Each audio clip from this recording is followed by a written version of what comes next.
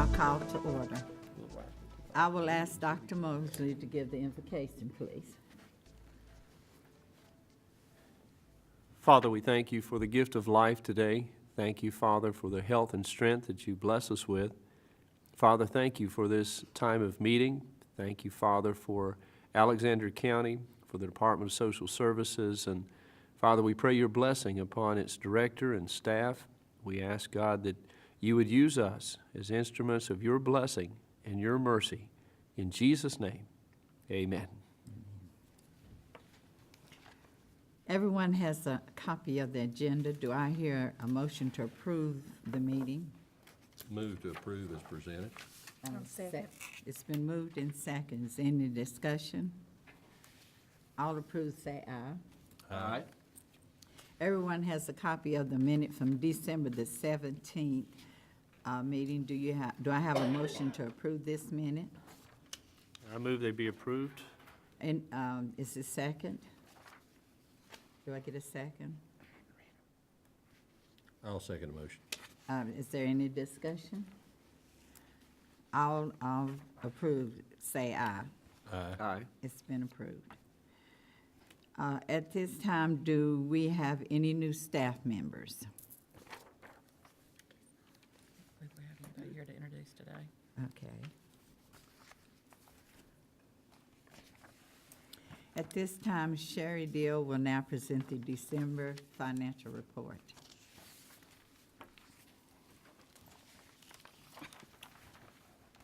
Hello, good afternoon. Hello. If you'll take a look at the December report, we are currently 50% or halfway through our fiscal year. Only one item that I really want to make mention of, and that is under the category of expenditures, the Medicaid line item. We budgeted $100,000, and as of right now, we've spent approximately 67% of that money. That is a program that continues to grow. That is where we are providing Medicaid transportation through the use of Greenway, as well as using gas vouchers. And the good thing is that is a 100% reimbursable expense. So if we do have to do a line item transfer from another expenditure category, we do receive 100% reimbursement from the federal government. And then if you'll take a look down at the very bottom, the balance left at the end of December is $1.3 million. That approximates $222,000 that we would have available to spend each month for the remainder of the fiscal year. And with our original projection spread out over 12 months, we would have spent at $201,000. So right now we, budget-wise, are in good shape. And I'll be glad to answer any questions if anyone has any. Any questions from anyone? No. Thank you, Sherry. Thank you.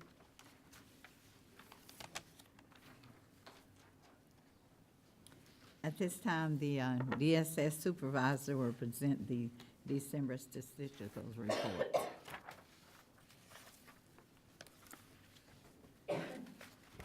Good afternoon. My name is Matt Reese. I'm one of the Economic Services Supervisors. If I can draw your attention to page 1, just want to continue to let you all know that in the Food and Nutrition section, as well as in the Medicaid section, we have not put any figures or calculations as with the report issue within NC FAST until we can accurately determine that those numbers are reflective and correct. I want to draw your attention, well, to just speak a little bit on the Crisis Intervention Program, the CIP. As you can tell, in the month of December, we had 45 applications, and we approved 44 of those, and we used roughly around $13,949 in the month of December. That is down a little bit from November, but I did want to mention that due to the past couple of weeks with the extremely low temperatures that we have been experiencing in this area, it has created a high demand for this program. This morning, within the first probably 30 minutes of the day, my emergency assistance worker, she's seen roughly about 5 people. So numbers are pretty much up. And as we also approach the Leigh app, the next phase of the low-income energy assistance program coming up in February, we'll see some more numbers increase in those kind of things there. But just wanted to draw your attention to those kind of things and make mention of that. Is there any questions? All right, thank you. Thank you, Matt.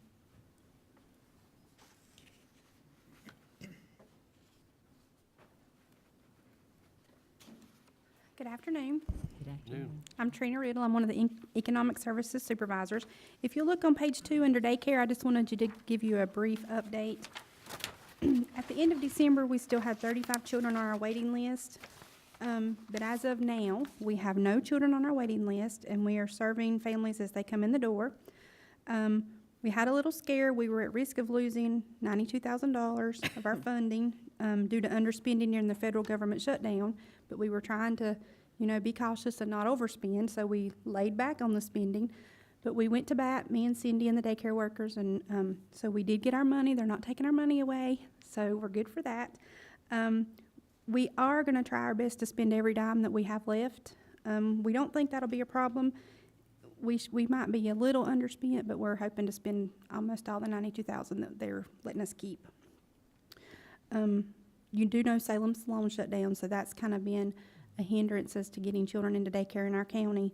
They are talking about maybe opening some other facilities, so hopefully that will happen. But I just wanted to give you an update where we were and let you know that we do not have a waiting list at this time and that we are serving families as they walk in the door. Do you have any questions? That's super. Thank you. That's the first time Trena and since year. It was like August. fall of 2012, I think, Yeah, it was like August that we've not had a waiting list for childcare. in a while. Thank you. Thank you, Trina.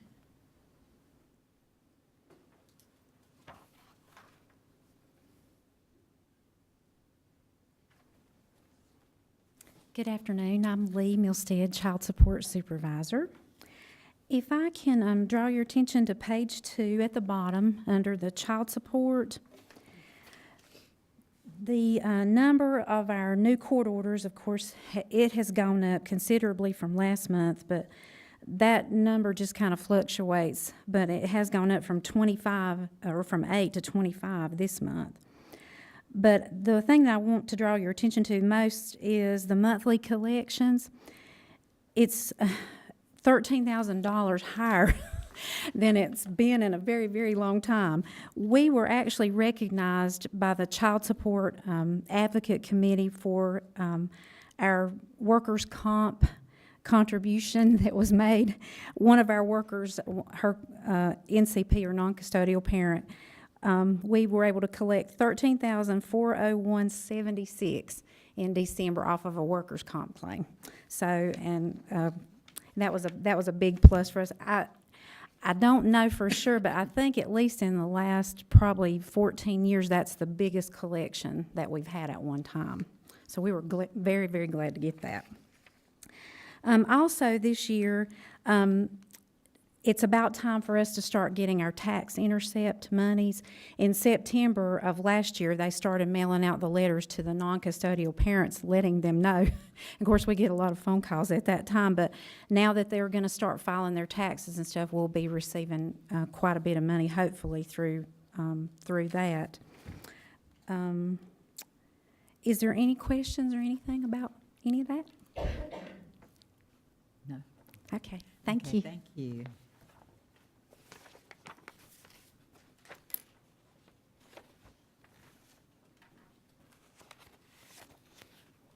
Good afternoon. I'm Holly Yongue, the Children's Services Program Manager, and if you'll look at page 5, that's where you will find the Child Protective Services information.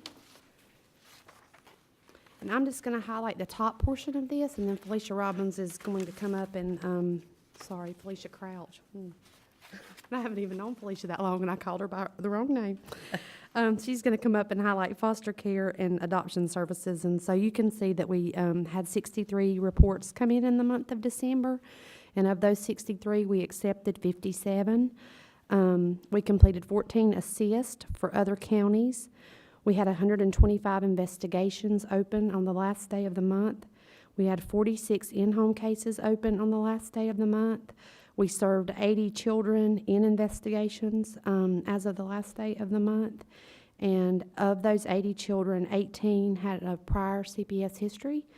And we asked for other counties to complete 17 assists for us. In other words, go out to see a parent or a child that maybe lived in another county, or possibly a grandparent if it was a kinship. I'll be glad to answer any questions that you might have. Thank you. Holly, I just noticed the, excuse me, the number of children with prior CVS, that's down, which I think that's good. It's about half of what it'd been, less than half. It is good, and you like to see that number as far apart as possible. As long as those report numbers stay low, then that's a good indicator that I think that we're serving families as we should. But when the report numbers go up and that number of children with prior CPS goes up, then that means that we really have to look at how we're front-loading those services to try to keep those families from coming back through and having to be involved with us again. And I think our staff do a great job of that. But we have had a number of cases that are involved in in-home services that have been prolonged and have had some court involvement and some pretty significant issues. And so our staff are working really diligently with those families to prevent any further type of involuntary action with those families. And so we've had some tough things that we've been working on over the past year, I would say. Anything else? Thank you. Thank you, Holly.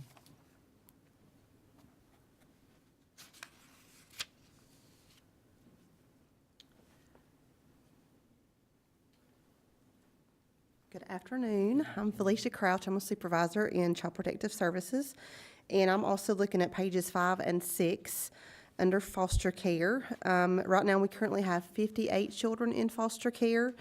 We did have one child to leave foster care during the month of December, but we also got custody of 5. And out of those children, we have 31 children in our locally licensed foster homes, which are 8 more than we had in November, which is a very good thing. Our licensing worker, Trena, Holman, is working very hard to get more families licensed in the county. And so we're very excited about things that she has going on. Under adoptions, we did not have any finalized in the month of December, but we currently have 7 pending. So hopefully next month we'll be able to give you a number of 7. We're very excited about that. On page 6, under foster home licensing, we have had 3 families with new applications that have been completed. And we have 2 new families who have their license issued to them. So they're added to our list of licensed foster homes. We currently have 25 licensed, and we will begin a new foster home licensing class that we refer to as MAP. There's an orientation class on February the 27th, and then after that, orientation classes will start. And Trena Holman is the licensing worker for the agency. Those classes will run from March the 3rd until April the 7th, twice per week in the evenings. And Trena and Teresa Smith are actively recruiting in the community now for families who would like to be interested or have an interest in knowing more about foster home licensing. So we're diligently working on that and working to keep families licensed in the county so that we can keep our children in the community. Do you have any questions? No, thank you. Thank you.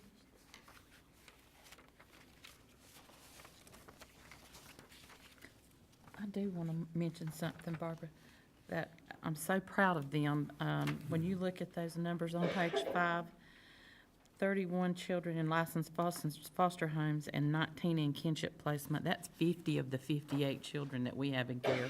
They're either in foster homes or they're with their kin, which is, that's what policy and law and everything that we do calls for us to do, is to provide these children with the least restrictive kind of atmosphere and the best placement that they can have. So I'm really, applaud that staff for where our children are placed. When we take them, we take good care of them. Very good. Thank you, Sandy. If that is all of the supervisors, then our program today will be the DSS Picture of Needs in Alexander County, and that's presented by Trena, Riddle, and Matt Reese.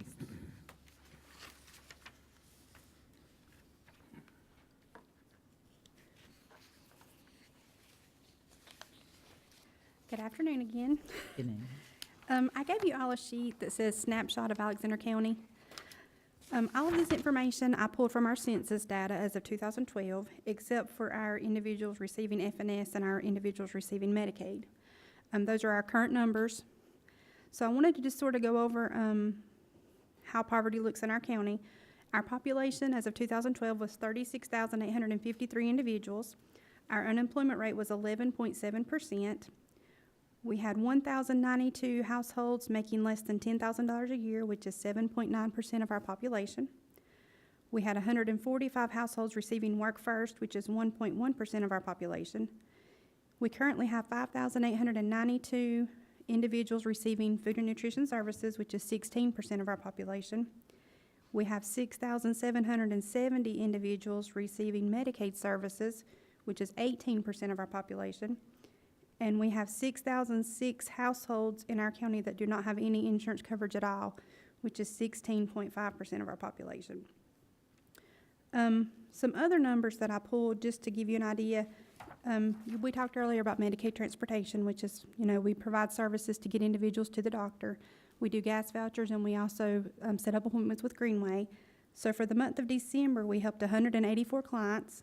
We scheduled 783 trips. We did 580 gas vouchers, and we scheduled 114 trips with Greenway. So our Medicaid transportation has really picked up. We have one full-time worker and a part-time worker, and it's almost more than they can do. But I just wanted to give you an idea of how many families we are helping each month with Medicaid transportation to get them to the doctor, and also let you see how many individuals in our county are receiving services. And our numbers continue to increase each month due to, we've had a lot of individuals that have applied through the marketplace, and they were told that they needed to apply with us for their children. So we've had an increase, a significant increase in family insurance Medicaid applications lately. So just kind of want to give you a little snapshot of our county, and Matthew's going to talk about our emergency assistance programs. Before you leave the podium, you Yes. said it when you started, but these are 2012 Except statistics. for the FNS and the Medicaid, those are current. Those Yeah, are- but the 11.7% unemployment, when people hear that, that is 2012 That is 2012, number, yes. and it is down now, and I Yes, just it want to make is. sure that we underline that those numbers from 2012. Yes, sir. Good afternoon. I want to just sort of kind of give you a brief description of whenever I get up here and talk about SIP, Leigh app, those different kind of things, what it sort of kind of encumbrances and sort of kind of what goes into it. The first program I want to talk to you about is, it's an acronym we use as Leigh app. It's the Low Income Energy Assistance Program. What it is it gives a family a one-time annual vendor payment to help assist them to pay their heating cost. The income, or the applications open up December the 1st through January the 31st for a specified population, predominantly your elderly, those that receive disability through and get services through the Division of Aging and Adult Services. Those are the households that we want to capture at that particular point in time. Come the first business day, or February the 1st, that's when it opens up for all other households that may not, have someone that's elderly in their home. And they can apply through, I think they set it out in the calendar through March the 31st, but it's basically until the agency has depleted its funding.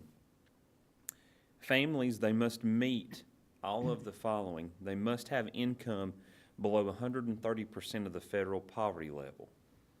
They must be responsible for their heating bill, meaning that it has to be billed separately from their rent. They have to be what they call vulnerable, meaning that their heating expense, it's billed separate. It's their responsibility to have to pay. and they can't have resources over $2,200. Where individuals can apply is at our agency, at Alexander County DSS. And like I said, that pretty much summarizes that program up. It's not a crisis prevention program. It's basically, the easy way I use to explain it is it helps give families a rebate. And it's paid directly to the vendor. It is not any money that is given directly to them. It goes to whoever their vendor is that provides their heating source. The next program is the one that we call SIP. It's Crisis Intervention Program. It provides financial help to households that are in a heating or cooling related crisis. This is a program that so many times our clientele and our customers have described it or have come to know it as an electricity program, and it's not. It's a heating or cooling crisis. And I'm going to read to you the paragraph that my emergency assistance worker uses to help talk with these families in defining their situation.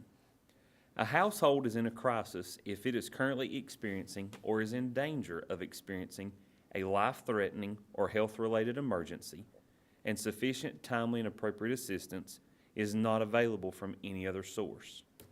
Life-threatening is defined as a household which has no heating or cooling source or has a disconnect notice for their primary heating or cooling service, and the health or well-being of a household member would be in danger if the heating or cooling crisis was not alleviated.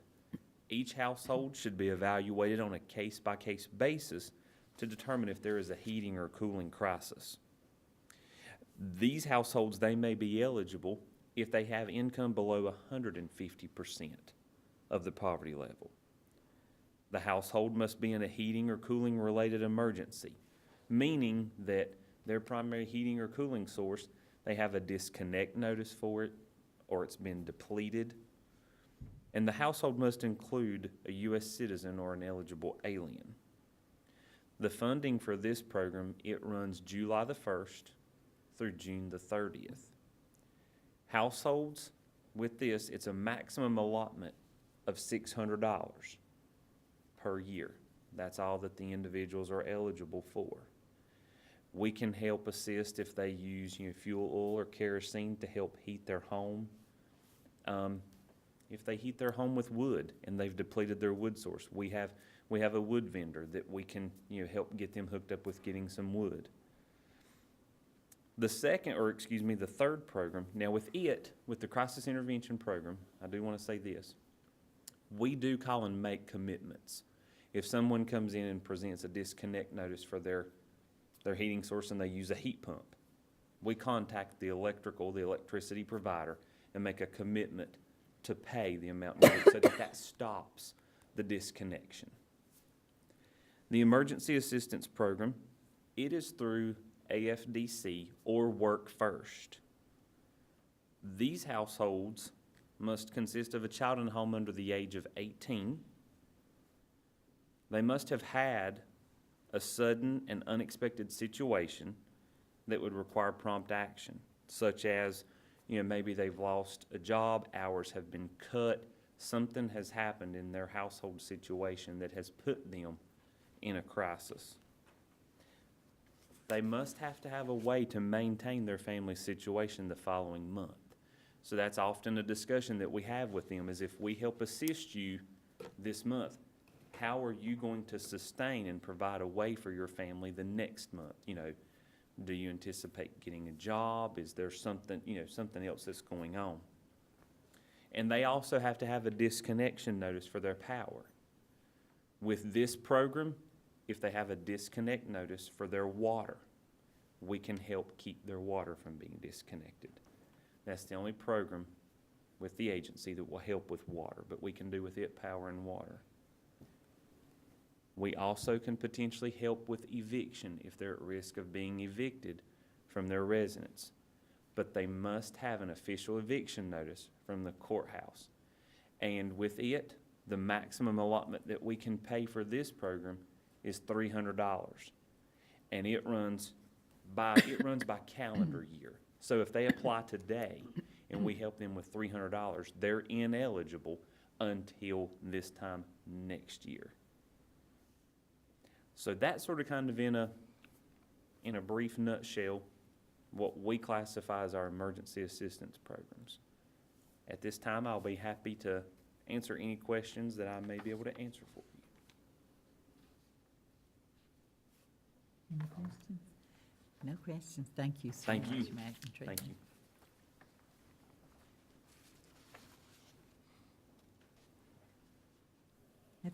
At this time, we will now hear items from our DSS Director, Cindy Holman. Good afternoon. We have, I'm very happy to say, and kind of afraid to say it out loud, that we have only one vacancy right now. We are recruiting for our Community Social Services Tech position in the child welfare area. And I did want to mention that we have been very successful over, I think, the last year of hiring into that position. That particular position does not necessarily require a degree. However, the job market is such that we are getting quite a few persons, even with a bachelor's degree in social work, that may apply for that job or a human services degree.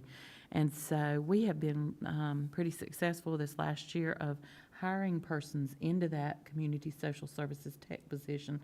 And it's almost like a holding tank for a social worker if we have a vacancy that we're able to then to promote from internal.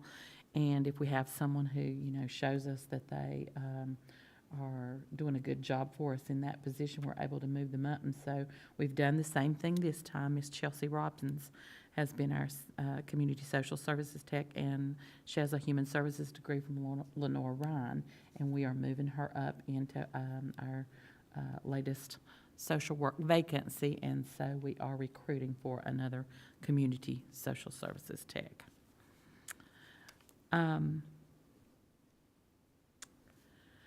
I wanted to give you a little update about NC Fast. I know you're hearing a whole lot on the news about it, and I wanted to kind of tell you where we are. We continue to not report our numbers on the statistical report to you for the programs working in NC Fast. You saw that, and they just mentioned it, because we do not have faith that those numbers are correct. We have applications, recertifications. We have things in two different program areas, both in FNS and in Medicaid, and we're concerned that if we give you numbers that they will not be correct. In fact, we have looked at the numbers many times and felt that they were incorrect. And so that is the reason that we are leaving those areas blank on the statistical report. We do have some numbers that we could give to you, but we don't feel faithful that those numbers are good. So we have kind of held back and hope that we will get some reports that will be solid and that we'll be able to give you good numbers. We are processing applications and recertifications in NC Fast. We still have some very complex cases where either, there are occasions, I will be very honest with you, when we have entered something incorrectly that has set the system into crazy motion. If we put a wrong number, if we happen to, key a wrong number in their Social Security number or their other numbers that we put in there, it makes it almost impossible for us to fix that problem. And we have quite a few cases hung up like that, for lack of better terminology.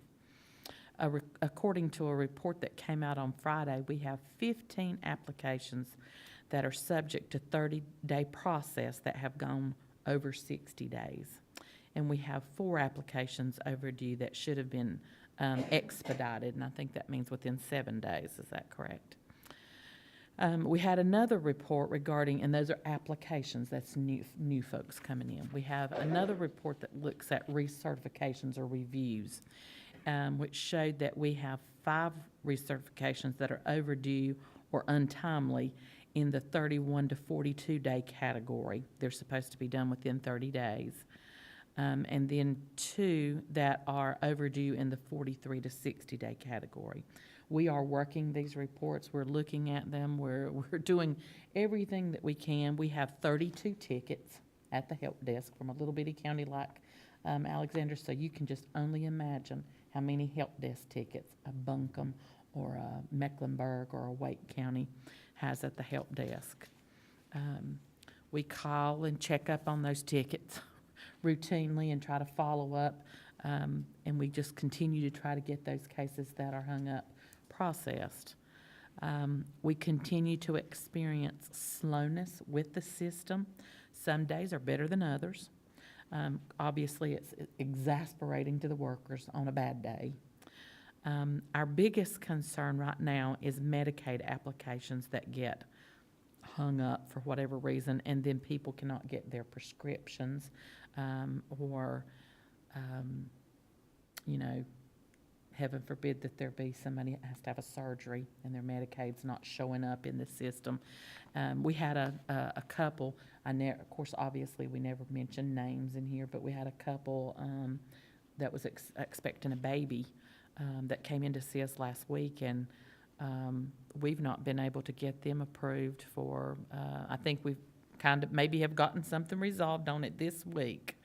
But they'd been waiting. Their physician's office had called us.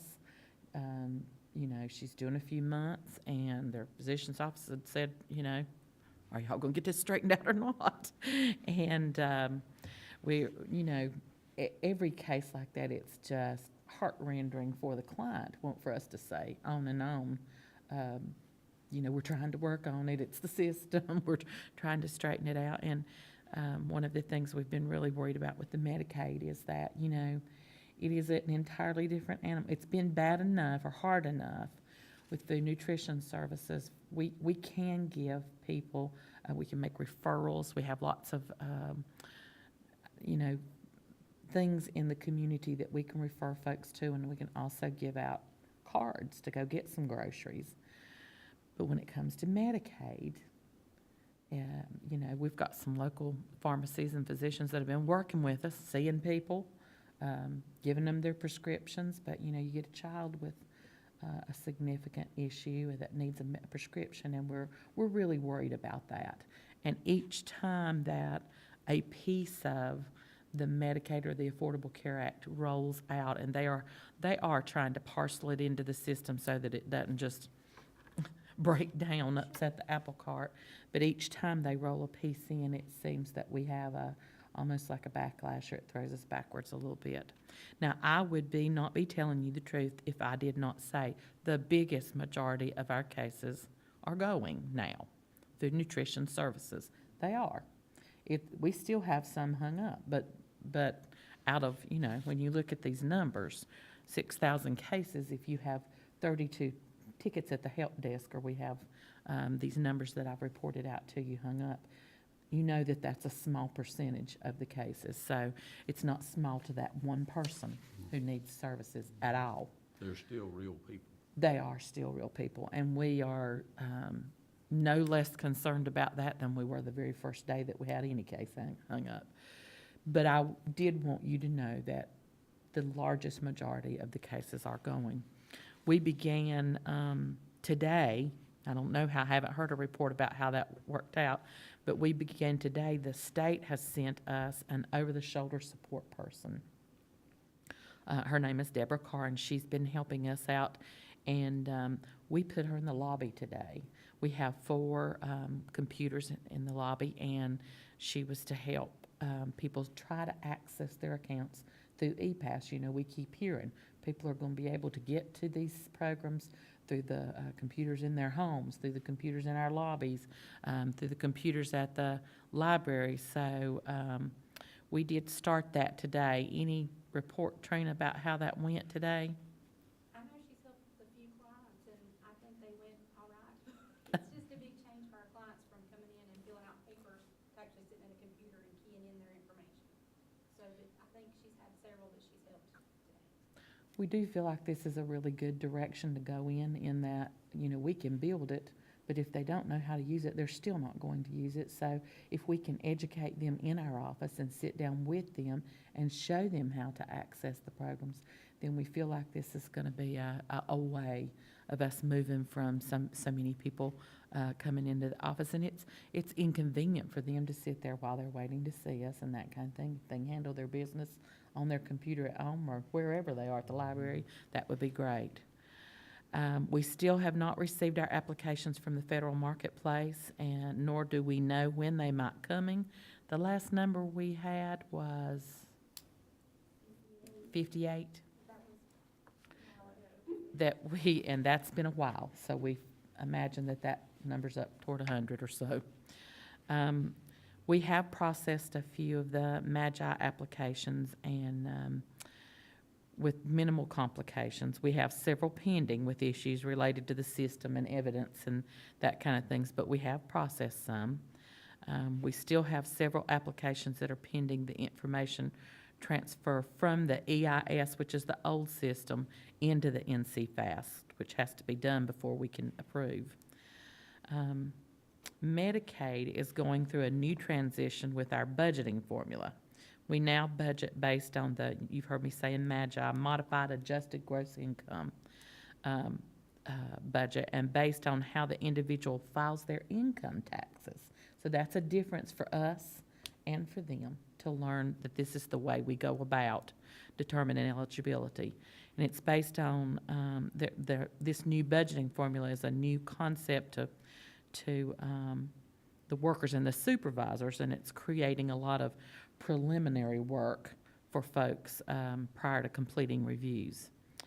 Each family and children Medicaid caseworker has around 200 plus reviews to complete for the next 3 months due to the extension of the certification periods by the state. So this is, and Trena, in a normal month, how many would they have?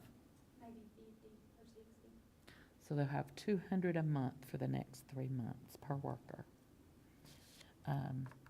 It's going to get worse before it gets better. Our intake team consists of 5 caseworkers. 3 of them are food nutrition services, and 2 of them are family and children Medicaid. 1 FNS worker has a knowledge base in both programs and has taken applications for food nutrition and Medicaid, and that's good. Our hope is that we will eventually cross-train everyone, and they will be able to take the applications without anybody having to see several workers. You know, we've talked a lot about NC-FAST and where we want to head with it as a state. There are lots of problems. I think we're seeing the governor step up and take some responsibility for that right now, and the state division, I know, has begun to really accept some. But here is the thing. There's enough blame to go around for everybody. The big deal is to get these people their benefits. And so our staff are doing a great job. I cannot commend them enough for the many hours. We have a lot of people. You heard Trena talk about Medicaid transportation a minute ago, and you know, Christy Markham, she's volleyed between 150 and 200 hours of comp time. And no matter how many times we make her take a week off, we can't keep it down because we can't keep the work done. I mean, do you tell her to go home while people need transportation to their medical appointments? So I just, you know, applaud these folks, and we wanted you to know that we're working as hard as we can. We believe that the state and the NC-FAST folks are working as hard as they can, and we do want to see things move forward in a positive way. Nobody wants to go backwards at this point. So that's the update for today. Do you have any questions? I'm going to be coming to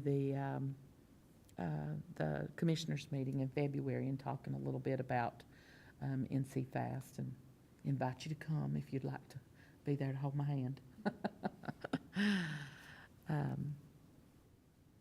If you don't have any questions about that, we'll move on. Go ahead. Question. There were something like 44,000 child cards that Medicaid cards. weren't properly handled in December. Correct. Any idea how many of those we're in Alexander County, or? The last count, how many? 86. We were in the 50-somethings at one point, but 86 is the amount that we have. They've either brought them in and we've shredded them, or we've talked to them on the phone and had them shred them themselves and rectified that as to the best extent that we In possibly could. Alexander County, it's straightened out. Yes. Okay. Well, as far as we know, Okay. those who have received them and have recognized that there's a child on there that doesn't belong to them, those who've called in, we have taken care of that.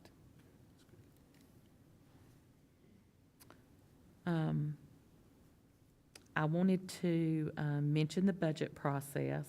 We are having an extra meeting on February the 5th, if you remember, on Wednesday afternoon in our office at 4 o'clock. Our budget is due on Friday, February the 7th. We won't, I've already told you this, but I wanted to remind you again, we won't have our budget estimates by that time. There is a significant directors' work session with the Directors Association and the State Division that's happening about mid-February. Well, my budget will be gone by the time that happens. I do understand perfectly why we're having to do that. I know that there are some really tough decisions to be made this year by the commissioners. They are trying to get some information in and do the best that they can with that. At the same time, there will be issues with my budget. Once it's turned in, there are cuts coming. I will not be able to anticipate. I have actually seen, I've contacted our LBL, our local business liaison from the State Division that gives us guidance on our budget.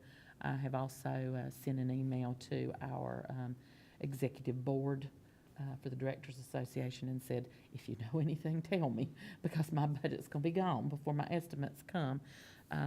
But the county manager has assured me that he will work with me to let me turn in the correct numbers once they do come and make corrections. Sherry and I are not too happy about double work, but we do understand the process that's happening. So we'll do the very best that we can. You'll hear our first rendering on February the 5th, and then it won't go in until the 7th. So if you have some suggestions or recommendations, we'll be able to incorporate those before our budget does go up on the 7th. Do any of you have any questions about that? Yeah. Okay. One more thing. Medicaid transportation. We've talked a lot about it today. We have begun meeting with Greenway Transportation monthly, and that's been very helpful for us. They've provided us with some good information. To be real honest, for our EdTap monies and our HCCBG monies, which are funds that help us to pay for our congregate meal sites and our home-delivered meals, they are telling us this year that we are going to have a shortfall of $70,000 to $75,000 in being able to pay for those services. It's really important that we're able to transport. We've been basically kind of putting things on hold, but then, you know, we've said to our staff, we just can't add anything else on. We just can't add anything else on. And then I'll get an email with 3 people that want to go to the congregate meal site. And what do we do about hungry elderly people that need social skills and need to be able to get somewhere to get a meal? So we just keep looking at it, and we just keep doing the very best that we can. The one saving grace that we do have this year is that we did put some money in our budget. If you remember, I talked with you last year about if we did not think that Greenway was going to be able to continue to do our transportation for congregate meal sites and those kinds of things. We did put some money in our budget last year for some drivers. And we have not hired those drivers or put that proposition into motion. So that money will be used to meet this shortfall. It is not $70,000 to $75,000, but it is a big chunk of this money. And the other thing that is favorable right now, as we talked to you about the foster care just a minute ago, we have been able, because our staff have worked really hard and gotten a lot of children back in county and in local foster homes, we have been able to reduce $4,000 and $5,000 a month placements to a $600 and some amount a month placement, which makes a big difference in our budget. So, and if we don't spend those monies, we don't pull the revenues down. But the county match that's there to help us with that, we've been really, I don't want to say lucky, fortunate is the word, to be able to make some good strides this year and to reduce those costs. So we still feel like, even with that shortfall, that at this point, we won't say for certain yet, right, Sherry? But at this point, we are feeling like that we're doing really well and that we'll be able to meet that shortfall. But I did want you to know about it, that it's more transportation money than we had budgeted this year. And that's everything I had, except I did want to mention to you that Chad's going to be available to take pictures next month at the board meeting, correct, of the board members. We are updating our website, and we'd like to get pictures of you, if you don't mind, next month. So we'll try to remind you when Shelley sends out the minutes. Thank you. Thank you, Cindy. Are there any items from the board at this time? Any discussion you need to have?